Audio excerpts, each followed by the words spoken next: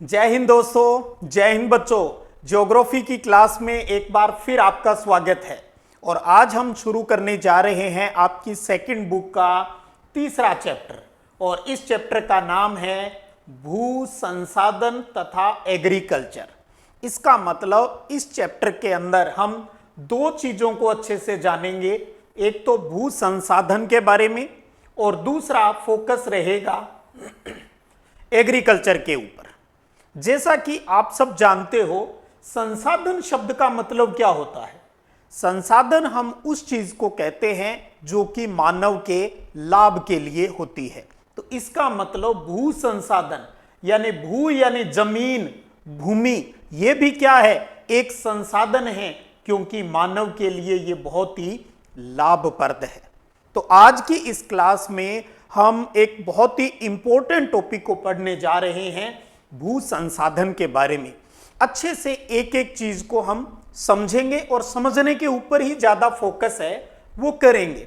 ये चैप्टर जरूर लंबा है लेकिन बहुत ही आसान है और बोर्ड परीक्षा के लिए यहां से बड़े प्रश्न की भी आने की संभावना है, वो रहती है।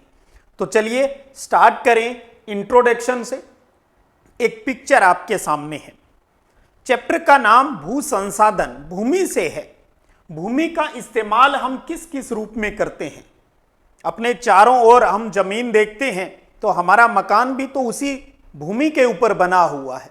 कहीं पर पेड़ पौधे हैं, कहीं पर सड़कें बनी हुई है, तो कहीं पर हॉस्पिटल बने हुए हैं, कहीं पर स्कूल बने हुए हैं, कहीं पर पशुओं को चराने के लिए चारागाह है वो बने हुए हैं। इसका मतलब हम जमीन का इस्तेमाल जो करते हैं वो अलग अलग रूप में करते हैं और यही चीजें हमें इस चैप्टर के अंदर समझनी है टू द पॉइंट, एक विषय के हिसाब से। ये अपने देश भारत का नक्शा है। ये नक्शा कौन तैयार करता है ओरिजिनल रूप से, और हमारे देश का क्षेत्रफल कितना है। आपको पता है हमारे देश भारत का क्षेत्रफल है 32,87,263 वर्ग किलोमीटर और भारत विभिन्न राज्यों में बंटा हुआ है। वर्तमान में 28 राज्य हैं। उन 28 राज्यों में सबसे बड़ा जो क्षेत्रफल की दृष्टि से है वो कौन सा है, राजस्थान। क्षेत्रफल की दृष्टि से एक नंबर पे आता है और इसका क्षेत्रफल है 3,42,239 वर्ग किलोमीटर। ये बातें हमें कौन बताता है भी, भारत का क्षेत्रफल इतना है, उसके राज्यों का क्षेत्रफल इतना है, और ये नक्शा कौन तैयार करता है। उस इंस्टीट्यूट का नाम है भारतीय सर्वेक्षण विभाग, सर्वे ऑफ इंडिया। ये बताता है ये सारी बातें। और इसका जो ऑफिस है आपके नॉलेज के लिए बता दूं, और वो है देहरादून, उत्तराखंड के अंदर भारतीय सर्वेक्षण विभाग का ऑफिस है। तो इसका मूल काम है देश के लिए नक्शा तैयार करना, राज्यों का नक्शा तैयार करना और राज्यों के भौगोलिक क्षेत्र की सही जानकारी देना। देश को विभिन्न प्रशासनिक इकाइयों में बांटा हुआ है और वो बड़ी इकाई राज्य कहलाती है, और उन राज्यों के क्षेत्रफल के बारे में जानकारी भारतीय सर्वेक्षण विभाग। तो यानी ये तो पता चल गया भी ये हमारे देश का एरिया है। क्या इस देश के, हमारे देश की इस पूरी जमीन का, लैंड का इस्तेमाल क्या हम एक ही तरीके से करते हैं? नहीं करते। कहीं पर क्या है, मरुस्थल देखने को मिलेगा, कहीं पर आपको जंगल ज्यादा देखने को मिलेंगे, कहीं आपको मैदानी एरिया मिलेगा जहां पर लोग एग्रीकल्चर करते हैं, कहीं पर आपको बागवानी है वो भी देखने को मिलेगी, और कई इलाका बिल्कुल बंजर है वो भी आपको देखने को मिलेगा। इसका मतलब हमारे पूरे देश की जो जमीन है, जो भूमि है, उसका इस्तेमाल एक ही रूप में नहीं होता बल्कि अलग अलग रूपों में होता है। यह जानकारी हमें कौन सा विभाग करवाता है? उस विभाग का नाम है भू राजस्व विभाग। अर्थात इसका काम है भू उपयोग, यानी जमीन के उपयोग का रिकॉर्ड रखता है भी कितनी जमीन किस काम के अंदर प्रयुक्त होती है। इस आधार पर भू राजस्व विभाग ने जमीन के, भूमि के 9 वर्ग बताए हैं। यानी यूज के या अनयूज के आधार पर 9 भागों के अंदर इसको बांटा हुआ है। और इन सभी 9 वर्गों का जो योग है वो उनके रिपोर्टिंग एरिया पर आधारित होता है, जो कम या अधिक हो सकता है। अब ये रिपोर्ट या सर्वे कौन करता है?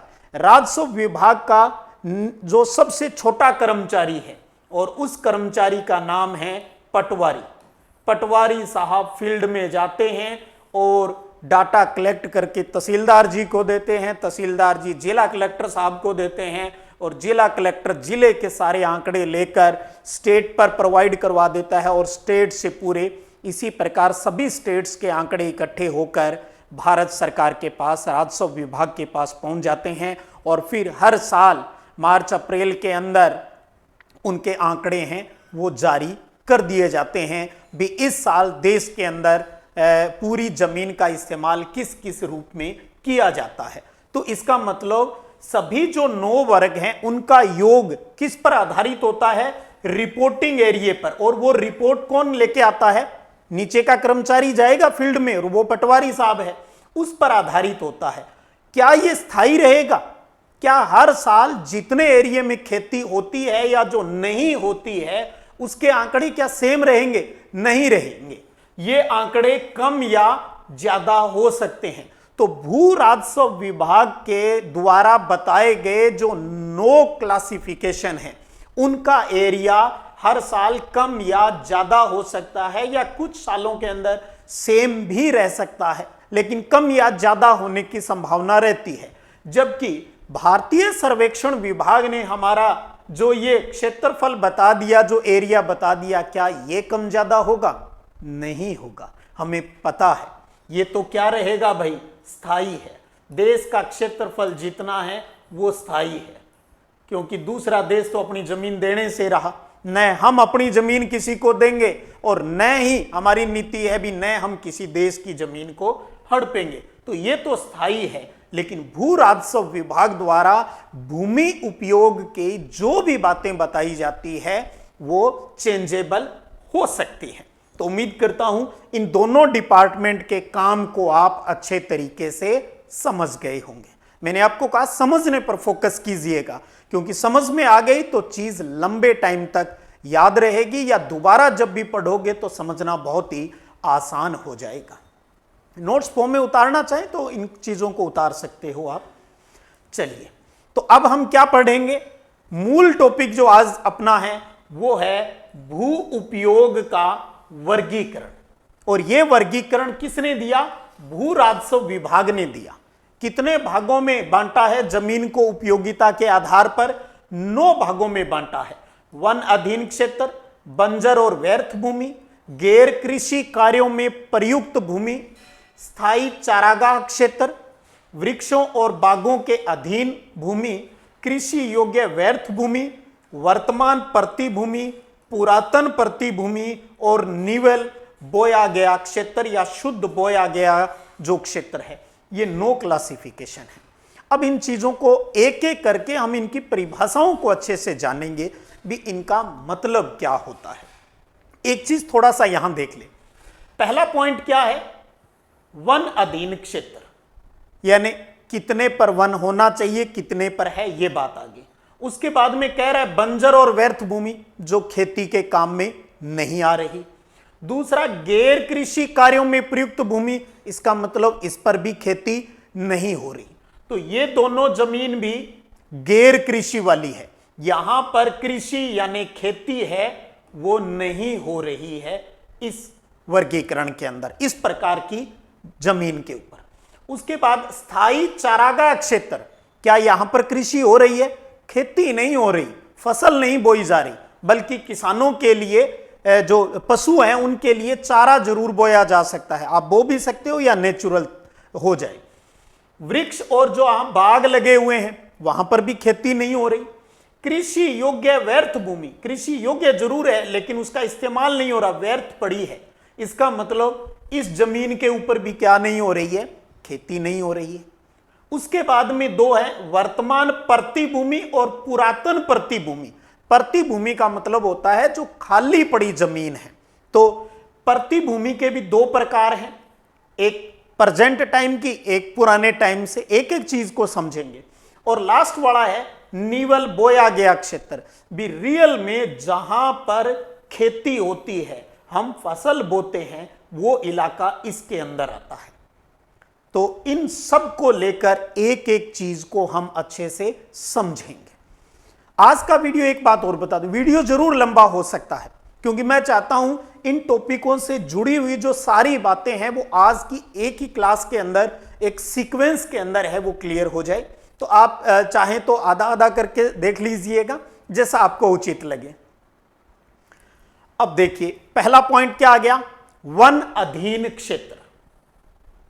अब वन अधीन क्षेत्र का मतलब है यहां पर भी, एक तो कितने इलाके पर वन होने चाहिए, कितने इलाके पर वन होने चाहिए, एक तो ये बात होती है, और कितने पर वन है। दो चीज हो गई यहां पर, एक तो कितने एरिया के ऊपर, कितने क्षेत्र के ऊपर वन होने चाहिए, और कितने पर वास्तव में है। होने चाहिए उसके बारे में छोटी क्लास से ही आपको अच्छे से जानकारी है भी, लगभग 33% इलाके पर भारत में वन होना चाहिए। यह हमारे देश की एक वन नीति, फॉरेस्ट पॉलिसी बनी हुई है भी, कम से कम इतने प्रतिशत भाग पर वन होने चाहिए। और वन है कितना, वो कहलाता है वन का आवरण क्षेत्र भी, रियल में जहां पर वन है वो कितना है। इन दोनों के ही आंकड़े लेते हैं। अब इसके तो क्या आंकड़े लेने हैं, ये तो सरकार ने कह दिया भी होना चाहिए भी, हम फोकस किस पर करेंगे, इसके ऊपर भी, हर साल कितने एरिया के ऊपर वन है, रियल में वन है, वो आंकड़ा हम लेंगे। तो वन अधीन क्षेत्र का मतलब हो गया, यहां पर दो बातें आ गई। एक है ऐसा क्षेत्र जहां वृक्ष हो, वन हो या न हो, किंतु सरकार द्वारा वनों के रूप में अधिसूचित कर दिया है। उस एरिया के लिए कह दिया है भी, यहां पर ये जंगल की जमीन है, ये वन भूमि है, यहां पर कोई अन्य काम नहीं होगा। तो ऐसी ये भूमि क्या कहलाती है, वर्गीकृत वन क्षेत्र कहलाता है। इसे हम वर्गीकृत वन क्षेत्र, तो भारत में ये कितना होना चाहिए, 33%। और वास्तविक या वन आवरण जो क्षेत्र है वो है जहां पर वास्तविक रूप से वन होते हैं। ये डाटा है वो लिया जाता है जब पटवारी जी सर्वे करने जाते हैं। तो यानी रियल में कितने इलाके के ऊपर वन है, समझ गए। वन अधीन, वनों के अधीन कितना होना चाहिए, वो वर्गीकृत वन क्षेत्र है, 33% होना चाहिए। कितने पर है रियल में, वो क्या कहलाता है, वास्तविक या फिर वन आवरण क्षेत्र, वन आच्छादन क्षेत्र। आच्छादन या जो जमीन को जिन वनों ने ढक रखा है। ठीक है साहब, अब बात करते हैं बंजर और व्यर्थ भूमि। नाम से ही क्लियर है, वो भूमि जहां खेती नहीं की जा सकती। नॉर्मल तरीके से आपके पास जो भी टेक्नोलॉजी, हल्की फुल्की जो भी नॉर्मली संसाधन है, उसकी सहायता से जहां पर खेती नहीं की जा सकती उसे बंजर या व्यर्थ भूमि कहते हैं। जैसे पहाड़ी पर, मरुस्थलीय क्षेत्र में, दलदली क्षेत्र में, या बीहड़ जो घना जंगल वाला जो क्षेत्र है, यहां पर खेती करना मुश्किल काम है। तो ये सारी कहलाती है बंजर और व्यर्थ भूमि। उसके बाद में गैर कृषि भूमि, यानी गैर कृषि कार्यों में प्रयुक्त भूमि, जहां पर खेती नहीं होती। तो वो भूमि जहां पर बस्तियां बस गई, गांव बस गए, शहर बस गए, सड़कें बन गई, रेलवे लाइन बिछ गई, नहरें हैं, नदियां हैं, उद्योग हैं, दुकानें हैं, स्कूल हैं, हॉस्पिटल हैं, इन सब के काम में यूज होती है, वो कहलाती है गैर कृषि कार्यों में प्रयुक्त भूमि, क्योंकि ये खेती से जुड़ा हुआ जो मैटर है वो नहीं है। लेकिन जैसे जैसे जनसंख्या बढ़ती जा रही है, इस भूमि के ऊपर जो इस प्रकार की भूमि का जो एरिया बढ़ता जा रहा है, क्योंकि लोगों के लिए क्या चाहिए, मकान चाहिए, सड़कें चाहिए, नहरें, नदियां, उद्योग, दुकानें, स्कूल सब चाहिए। बड़े बड़े जो आप देखते हो जो नेशनल हाईवे हैं वो बिछाए जा रहे हैं, तो खेती की जमीन से ही तो निकलते हैं। तो जनसंख्या वृद्धि के कारण इस प्रकार की भूमि के क्षेत्रफल में भारत के अंदर धीरे धीरे क्या हो रही है, ग्रोथ हो रही है। तो ये भी देखते रहना साथ साथ में भी आज की जो देश की सिचुएशन है उसके हिसाब से इनकी जो परसेंटेज है वो बढ़ रही है या घट रही है। तो बंजर और व्यर्थ भूमि हो गई और गैर कृषि कार्य कौन से हैं, उनमें प्रयुक्त भूमि हो गई। चलिए साहब अगले वर्गीकरण यानी परिभाषा की बात करें। स्थायी चारागाह भूमि, पशुओं के चराने के लिए। परिभाषा की बात करें, घास उत्पन्न करने वाली वो भूमि जिसका उपयोग पशुओं को चराने के लिए किया जाता है, या यहां से लिख दो चीज, वो भूमि जिसका उपयोग पशुओं को चराने के लिए किया जाता है उसे चारागाह या चरागाह भूमि कहते हैं। और इस प्रकार की भूमि पर ग्राम पंचायत या फिर राज्य सरकार का अधिकार होता है। ग्राम पंचायत या राज्य सरकार का इसके ऊपर अधिकार होता है। उसके बाद में बात करें अगला, वृक्षों और बागों के अधीन भूमि। वृक्ष और बाग यानी कई बार आप देखते हो कई व्यक्तियों के पास कोई खाली प्लाट होता है, घर के पास जगह होती है, अलग अलग प्रकार के पेड़ पौधे लगा लेता है सुंदरता के लिए, या जो बगीचा है वो बना लेता है। तो इस प्रकार की भी भूमि यानी ये काम जहां पर होते हैं वहां पर भी तो जमीन चाहिए ना, तो कुछ इलाका इन कामों के लिए भी तो प्रयुक्त होता है। तो वो भूमि जिस पर उद्यान और फलदार वृक्ष लगाए जाते हैं, हॉर्टिकल्चर वाले जो प्लांट है वो लगाए जाते हैं, वो वृक्षों और बागों के अधीन, तरु फसलें हम जिसको कहते हैं उसके अधीन आता है। इस प्रकार की ज्यादातर भूमि है वो व्यक्तियों के निजी स्वामित्व में होती है, ये उन लोगों की अपनी प्राइवेट जमीन होती है।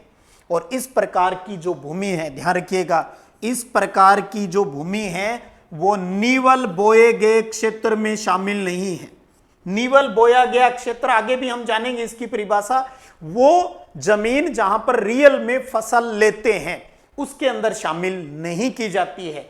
वृक्ष और बाग बगीचे जरूर लगा रखे हैं, लेकिन हम इसको 9वां जो अंतिम वर्ग होता है उसके अंदर इस जमीन को शामिल नहीं करते हैं। उसके बाद में कृषि योग्य लेकिन व्यर्थ भूमि, नाम संधि विच्छेद कर लो।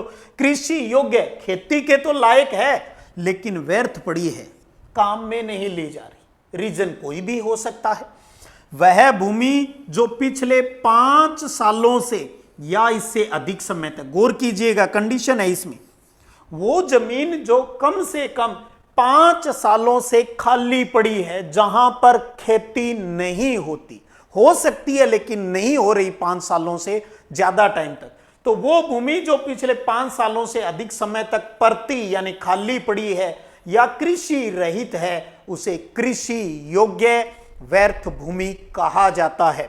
और भूमि सुधार तकनीक द्वारा, भूमि सुधार तकनीक कौन सी हो सकती है, हम अच्छी क्वालिटी के बीज बोएं, हम सिंचाई करें, हम फर्टिलाइजर्स का इस्तेमाल करें, हम पेस्टिसाइड्स का इस्तेमाल करें, बहुत सी मशीनों का इस्तेमाल करें, नई नई टेक्नोलॉजी का इस्तेमाल करें।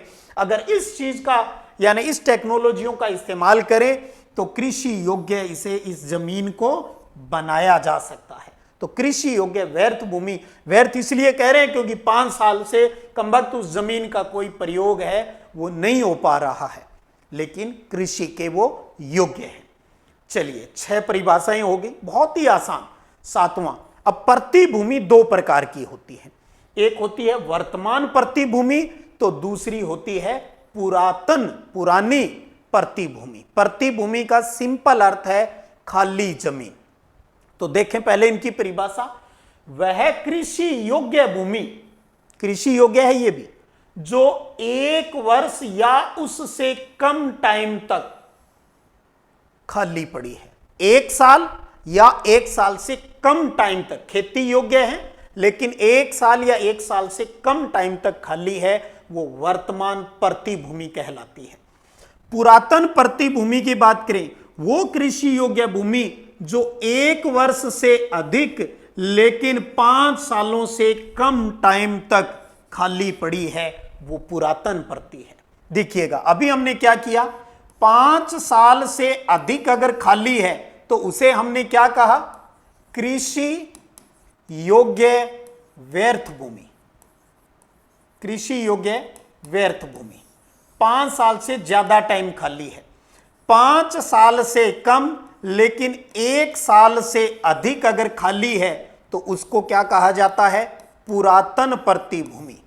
और 1 साल या 1 साल से कम खाली है तो उसे कहा जाता है वर्तमान प्रतिभूमि कहा जाता है। तो तीनों का टाइम पीरियड के हिसाब से है। कृषि योग्य व्यर्थ भूमि 5 या 5 से ज्यादा, पुरातन 5 साल से कम 1 साल से ज्यादा टाइम तक खाली है तो वो पुरातन, और 1 या 1 से कम टाइम।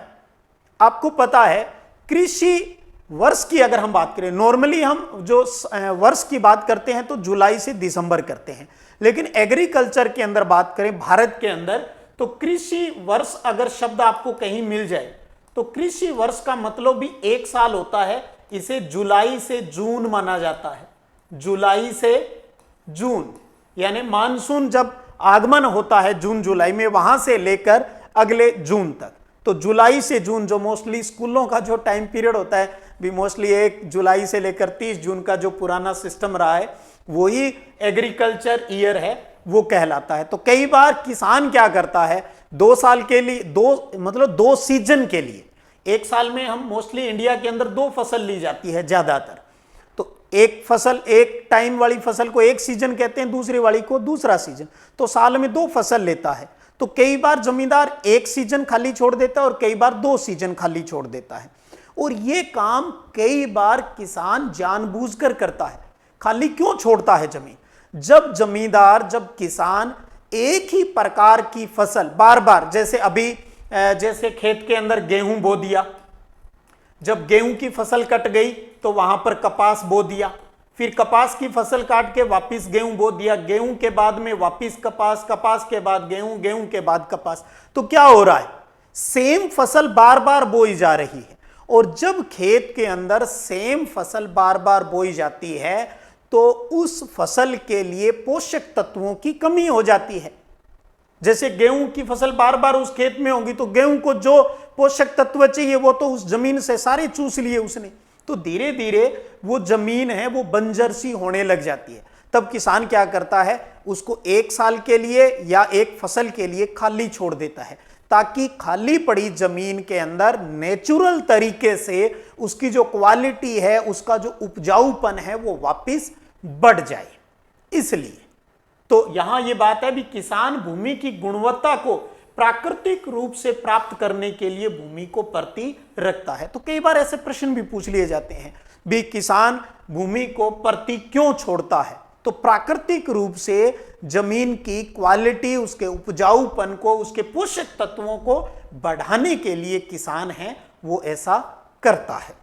तो हो गई जी 8 परिभाषाएं। लास्ट आ गई अपने नीवल बोया गया क्षेत्र।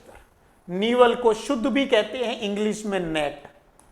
नेट तो नेट जो इरिगेट किया गया है वो भूमि जिस पर फसलें उगाई और काटी, फसल उगाएंगे तो काटेंगे भी, तो वो जमीन जिस पर फसलें उगाई जाती है और काटी जाती है उसे नीवल, नेट यानी शुद्ध बोया गया क्षेत्र कहा जाता है। तो भू राजस्व विभाग ने इस प्रकार से भूमि की उपयोगिता के आधार पर भूमि का वर्गीकरण कितने भागों में किया है? 9 भागों में किया है।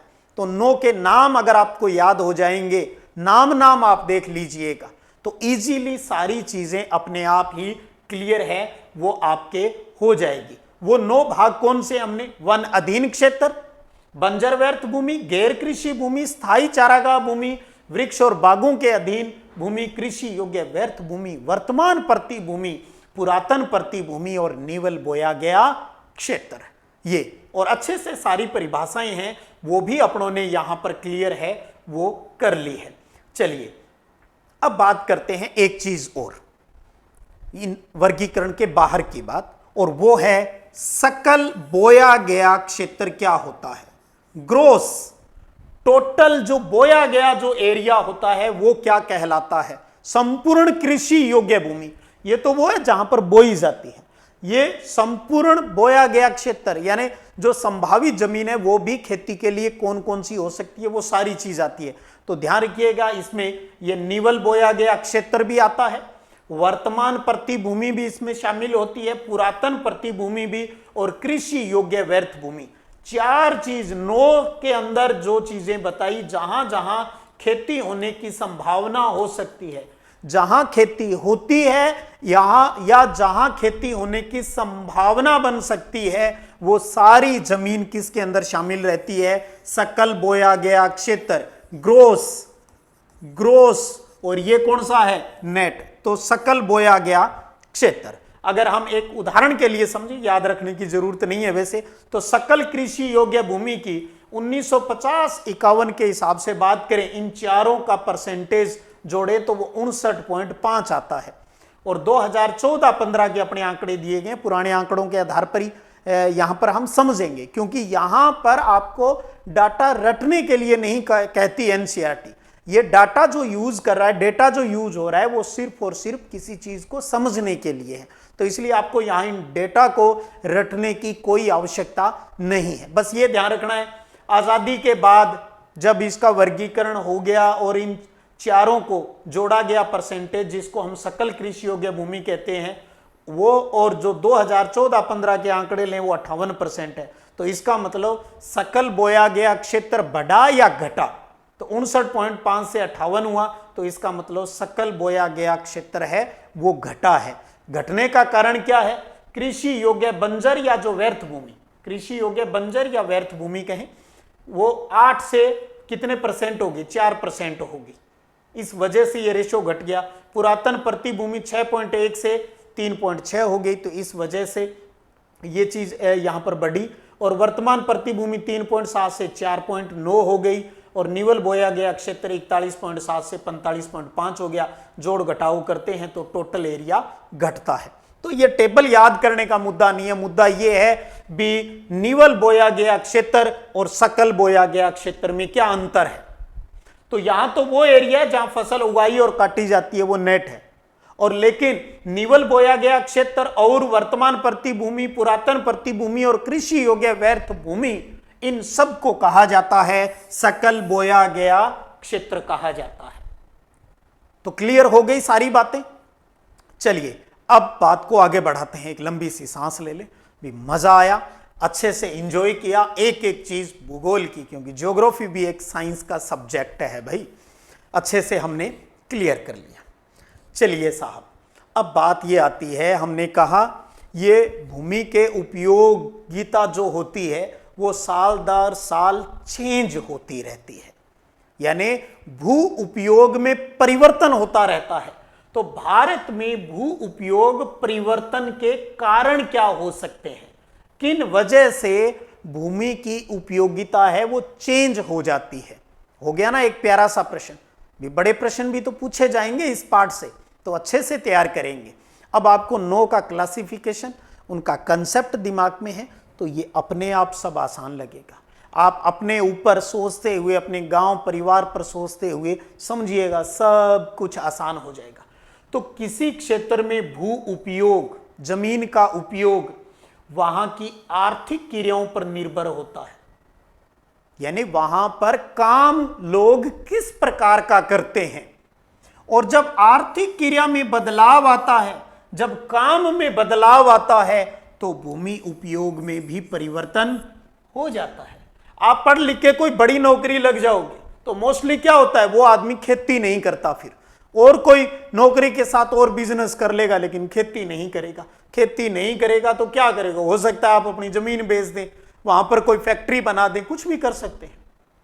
तो जब काम बदलता है आदमी का, तो भूमि के उपयोग है उसके अंदर भी चेंज आ जाता है।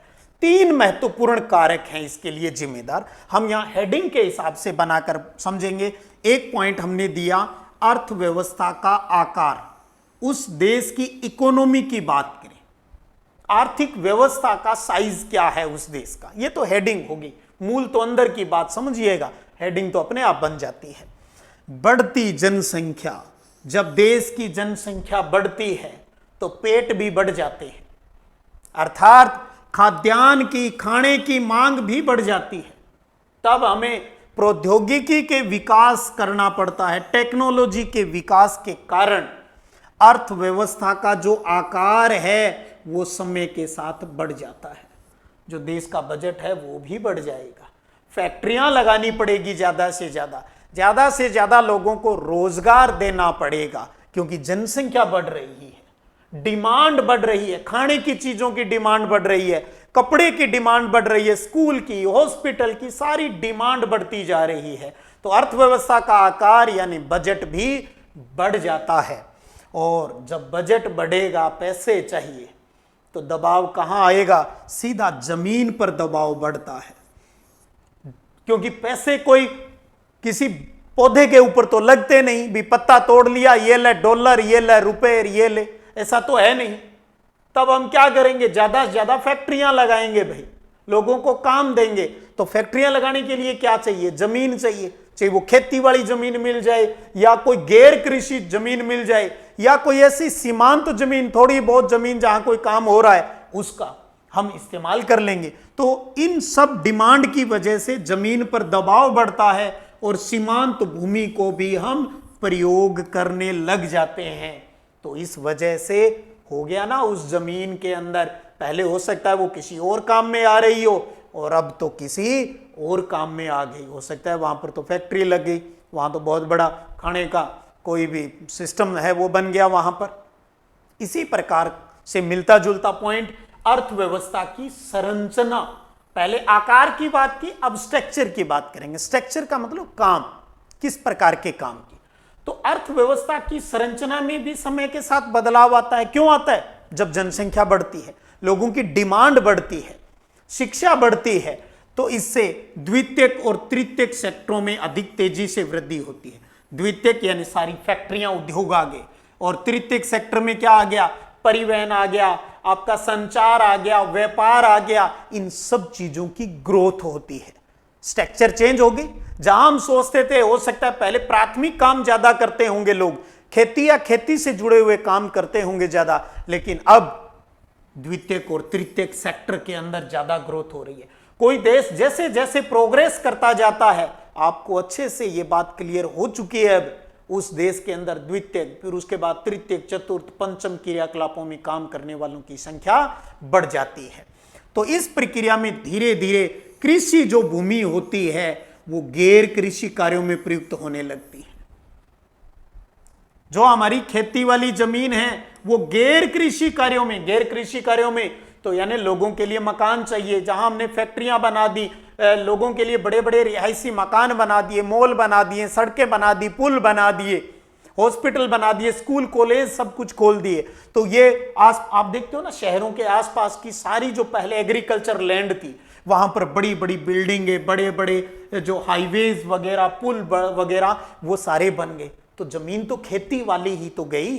तो कहां पहले खेती होती थी वो निवल बोए गए क्षेत्र में शामिल थी, और कहां किस में चली गई? गैर कृषि कार्यों में प्रयुक्त भूमि में के अंदर ट्रांसफर हो गई। तो अब जब पटवारी साहब डेटा कलेक्ट करने जाएंगे तो चेंज होगा कि नहीं होगा?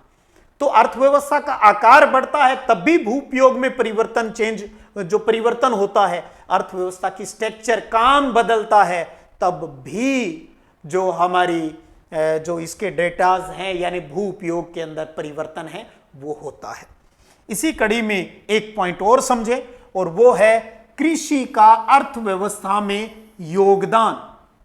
एग्रीकल्चर का देश की प्रोग्रेस के अंदर, इकोनॉमी के अंदर, अर्थव्यवस्था में क्या योगदान है। एक चीज देखिएगा, अक्सर आप जो अर्थशास्त्री होते हैं उनसे यही सुनने को मिलता है ज्यादातर, ये नहीं है भी ये बात सही है कि देश को अगर विकासशील से विकसित देश के अंदर लेके जाना है तो उस देश को ज्यादा से ज्यादा द्वितीयक, तृतीयक, चतुर्थ क्रियाकलापों पर ज्यादा काम करना चाहिए।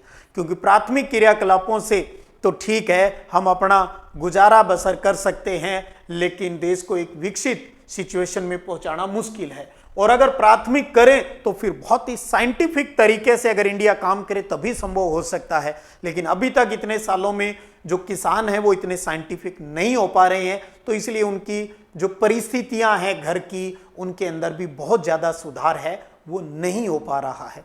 तो कृषि का अर्थव्यवस्था में क्या योगदान हो सकता है?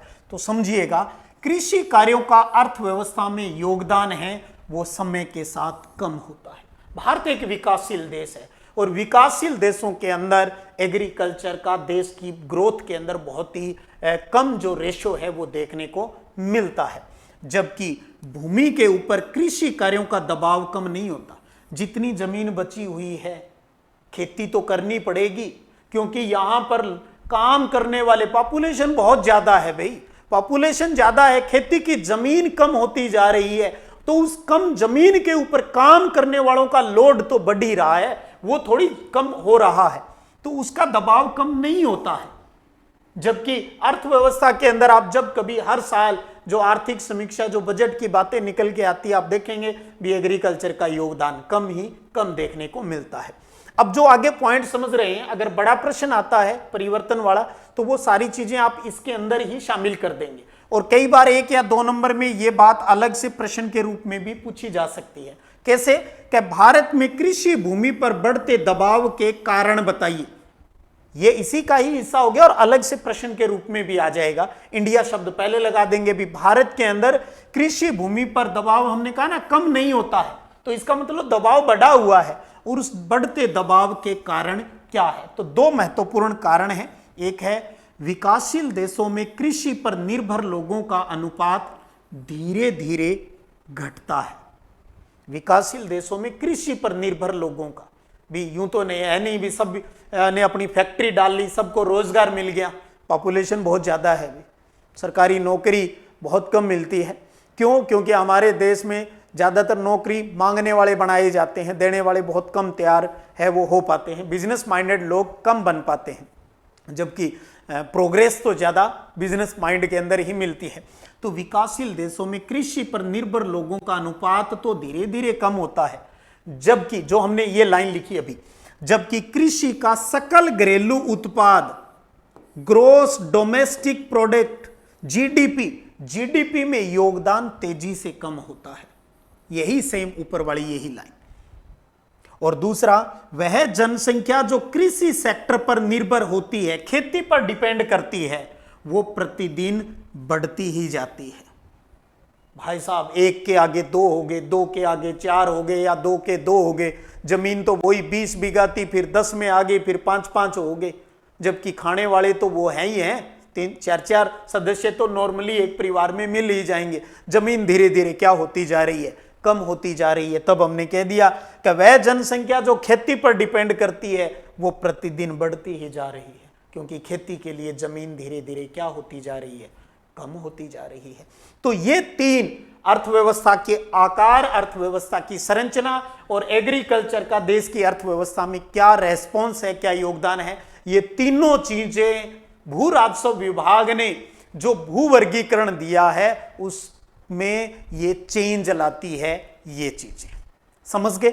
और आपको ये भी बता दिया भी हर साल डेटा जारी होते हैं जो कभी घटते बढ़ते रहते हैं। इन 9 वर्गों में कुछ बढ़ जाते हैं, कुछ घट जाते हैं, टोटल वही 100 का 100 रह जाता है। तो चलिएगा अब आज की क्लास के अंतिम 2 महत्वपूर्ण टॉपिकों को समझेंगे। मैंने कहा था एक साथ ही समझ लेंगे, आप भले ही किस्तों में वीडियो देख लीजिएगा। अब है भी पिछले 50-60 सालों का कंपैरिजन करके, आंकड़े नहीं याद करने हैं, मैं सिर्फ तुलनात्मक बात करूंगा भी किन चीजों के अंदर इन 9 वर्गों में से किन वर्गों की ग्रोथ हुई है, किन की है वो डिक्रीज हुआ है यानी कमी हुई है, और उनके होने के संभावित कारण क्या हो सकते हैं उनको समझेंगे।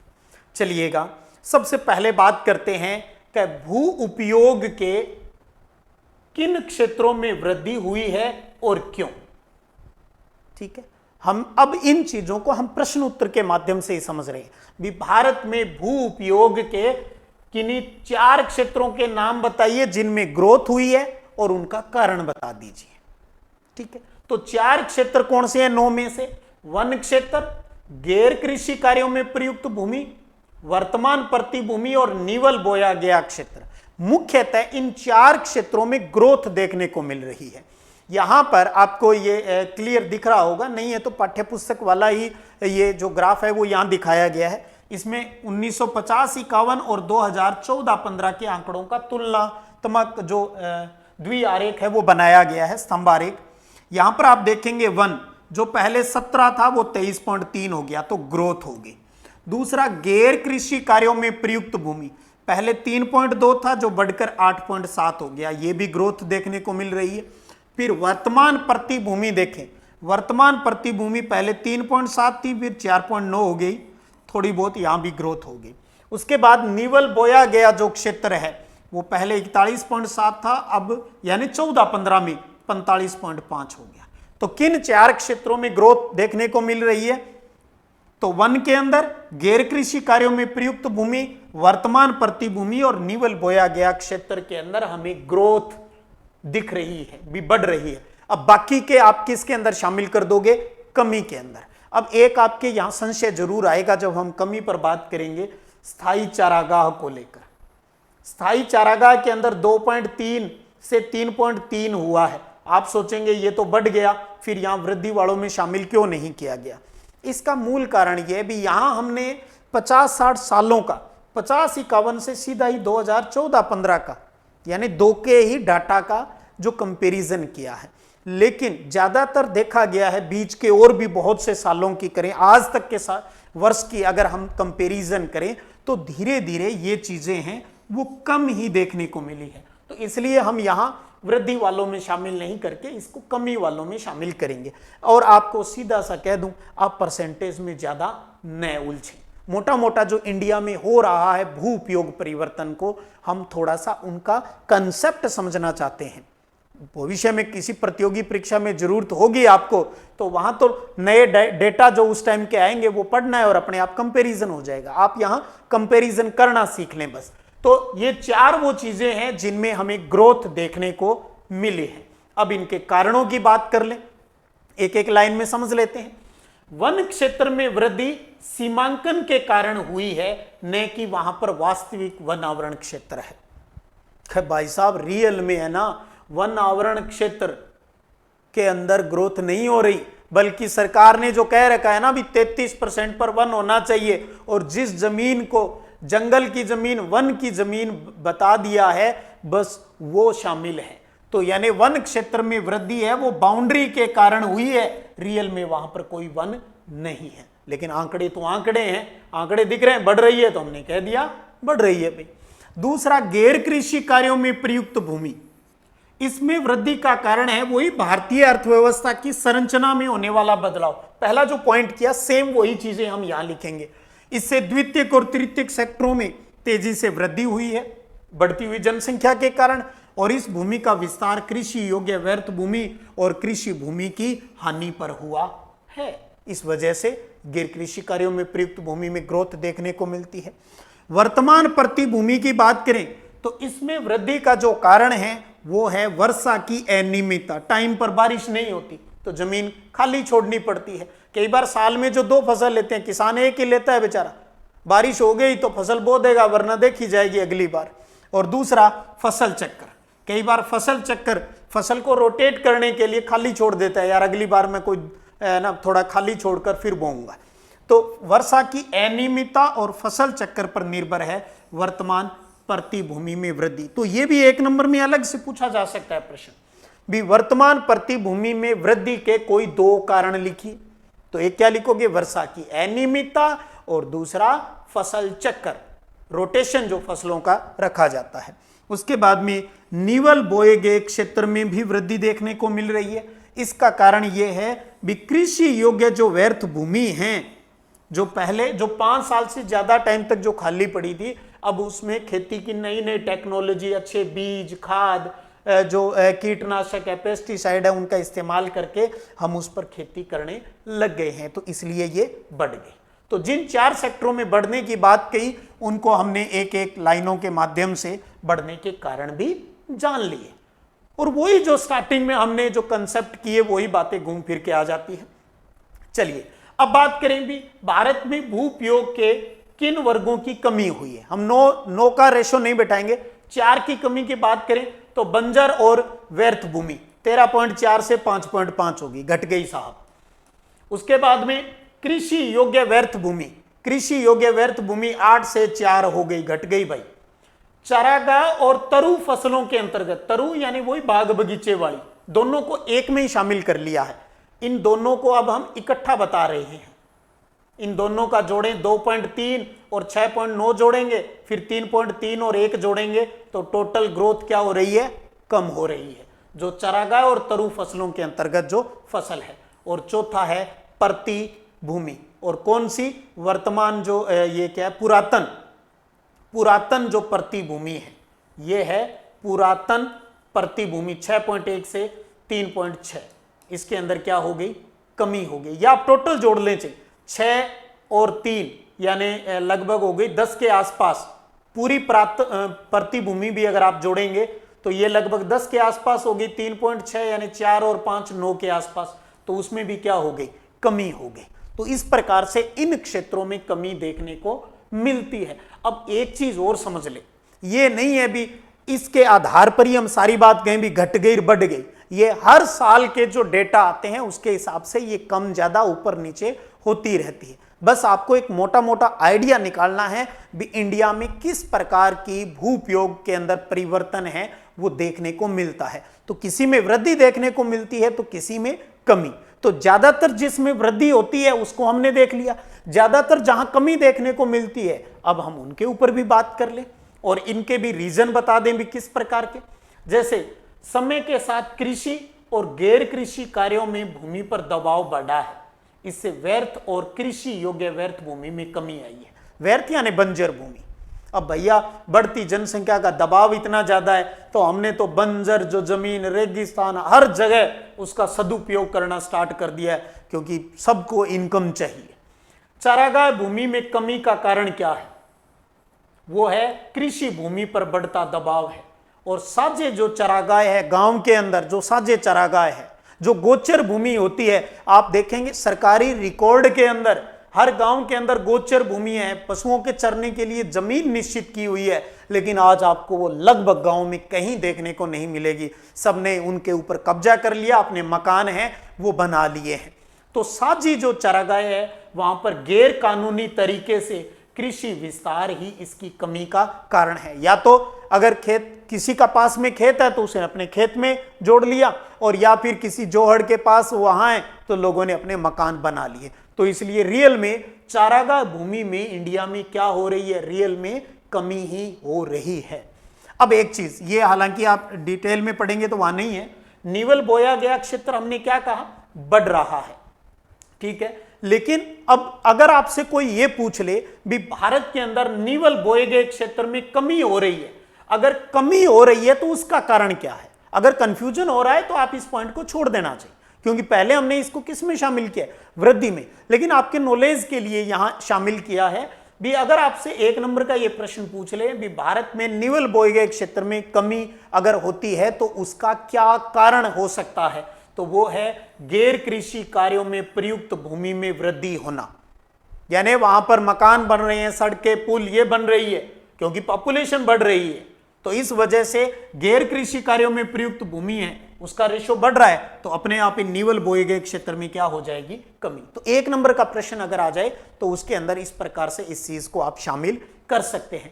तो भू संसाधन से जुड़े हुए जो सारी महत्वपूर्ण बातें थी हमने आज की इस वीडियो क्लास में सब चीजें अच्छे से क्लियर कर दी है।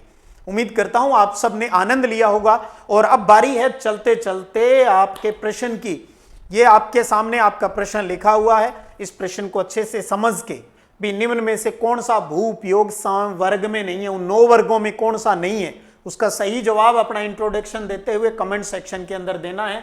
कह गए में कौन सा सही है। अगले वीडियो क्लास में टॉपिक को यहीं से जहां से छोड़ा है उससे जस्ट आगे से आगे बढ़ाएंगे और अच्छे से एक एक चीज को समझेंगे, क्योंकि बहुत ही इंपॉर्टेंट लेकिन बहुत ही आसान सा चैप्टर है। फिर मिलते हैं, तब तक जय हिंद, जय भारत।